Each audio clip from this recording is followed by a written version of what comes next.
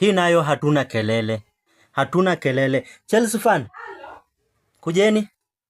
Kuja bwana, kuja tuambia watu kweli, hatuna kelele. Juu tulikuwa tumejua 3 points zinabaki nyumbani. Na ni ukweli zimebaki nyumbani. Lineup imekuwa clean kabisa.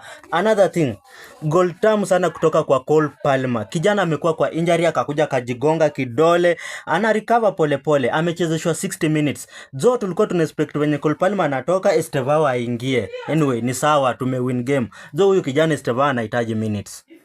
Nikusema tu kweli kijana Estevao anahitaji minutes. Malo Gusto, congratulations Chelsea, congratulations. Thanks kabisa. Juu tungepeleka wapi masikio? Tungeweka wapi masikio? Kupigwa games 4 mfuatano. Hai. Anyway, tumedeserve kuwin. Manchester City niliwaita mkaitika.